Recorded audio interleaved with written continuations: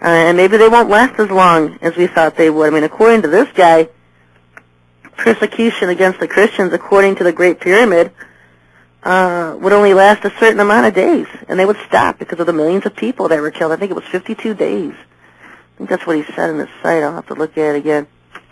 But that it would only, and the world government itself would only last 15 days before it totally flopped.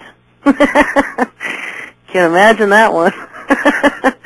One world government lasting 15 days. And then everything else is just haywire. Well, let me tell you something. When Satan comes to power, it is going to be haywire, because he's not going to get the rose garden he has been lying to his people about all these centuries. I mean, how stupid are they?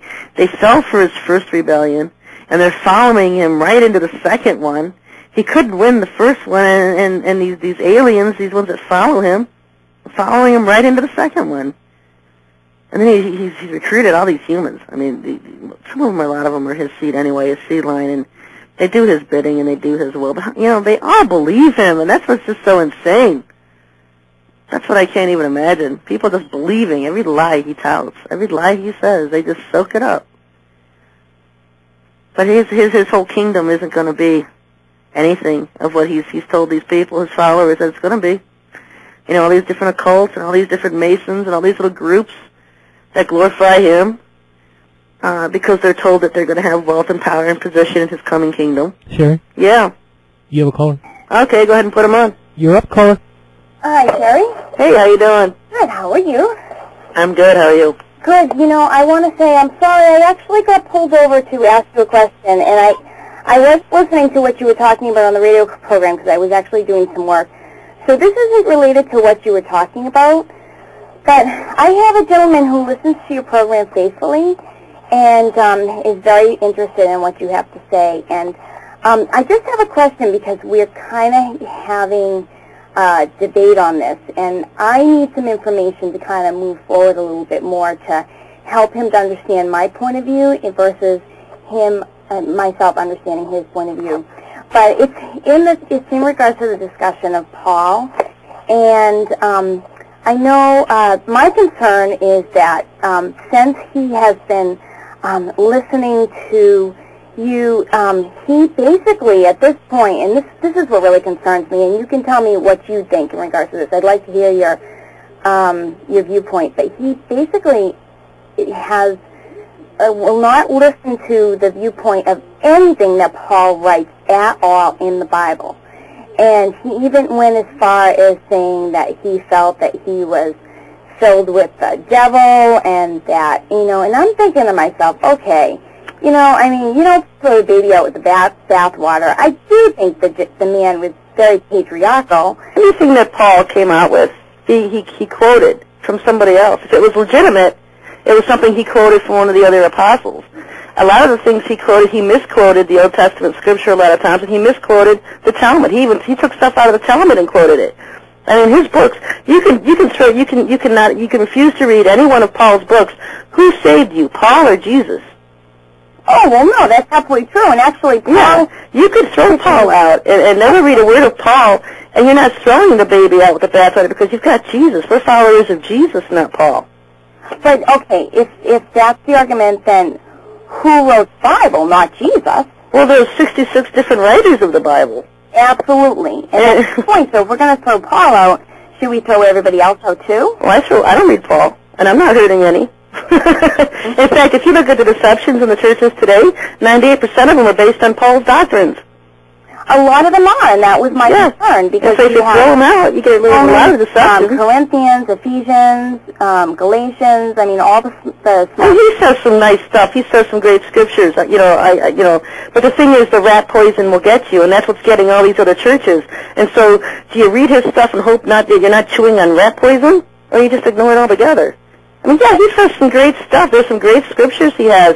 But you know what? I don't want to get embroiled with this rat poison because rat poison is 90% truth and then 10% falsehoods. That's rat poison.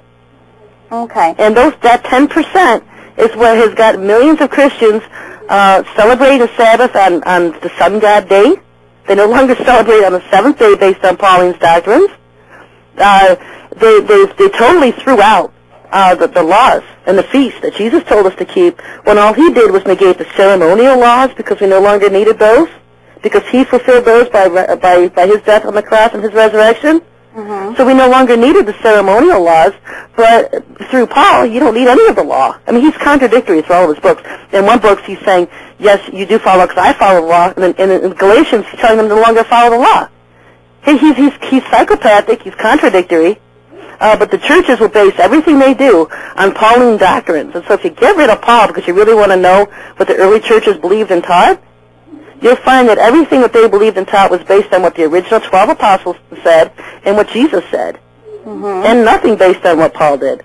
Paul was an infiltrator sent in to destroy the church. That's exactly what he did. Look what we have today. We've got millions of churches who think it's okay to ignore the Lord's commandment to celebrate the Sabbath day and go ahead and celebrate it on the sun god day. Jesus never changed it. His apostles never changed it. Paul said it was okay to change it. Who was Paul?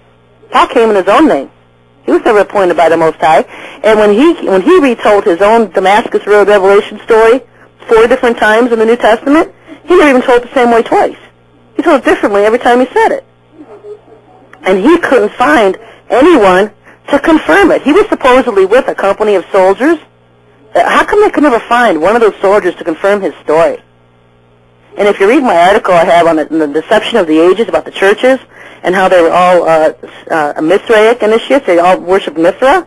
Paul was a Mithraic initiate, and one of their initiation things that they went through had something to do with being blinded by a light and having a revelation, and that was a Mithraic initiation. And here Paul, that's exactly what he used to infiltrate and subvert Christianity. Look, I had a Damascus Road revelation. And it was the whole blinding light. It was a whole Mithraic thing. It's all Mithraism. He got the churches to change the Sabbath and use his doctrines to say it was okay. No longer do we have to care about what we ate as long as we thank the Lord for it. When we have dietary and health laws to keep us healthy. I mean, he destroyed what the apostles and what the Jesus had set forth in the churches.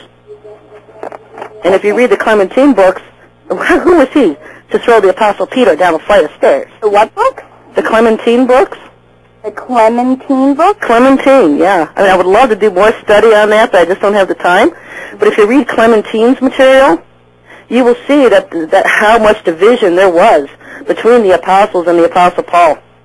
The KJV took all of the division out, all the books out, where they called them to Jerusalem because they were going to excommunicate them from the church.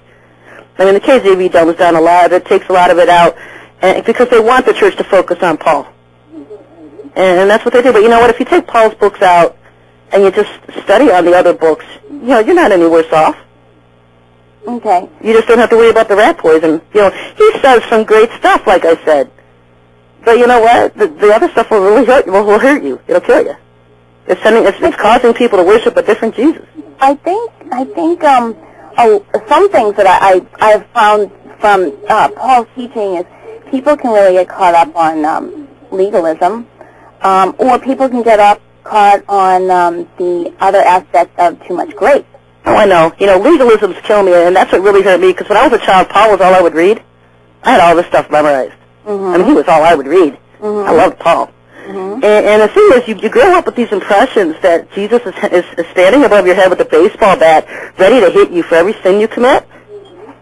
And so you get to the point where you're afraid to even pray and ask for forgiveness for any sin because you're afraid how he's going to be mad. Or, you know what I mean? Mm-hmm. You get this legalistic view, this judgmental view of God, that every time you do something wrong, he's going to hit you over the head. And so many people, so many Christians, it takes them to get out of the system, to get out of the mind control box, to realize that he is very loving God, that he isn't standing over us with a baseball bat, that he loves us and he will forgive us for our sins. He doesn't sit and dwell on them like we do. So you don't think that in the writings there is the writings that he portrays as love and grace? Is that what you're saying? Well, yeah. Well, you can't replace. I mean, the thing with Paul is that his whole doctrine of grace replaces the doctrine of the law. All of a sudden you don't have to do anything to be considered the Lord. Just sit on your butt. Your name is written in the book of life, and we'll see you in the rapture. Oh, so that's his always considered the law basically like a roadmap. I mean, just hear me out for a second. I always considered the law basically as a roadmap, whereas I mean, Jesus basically, well, before Jesus came, he laid down the previous scriptures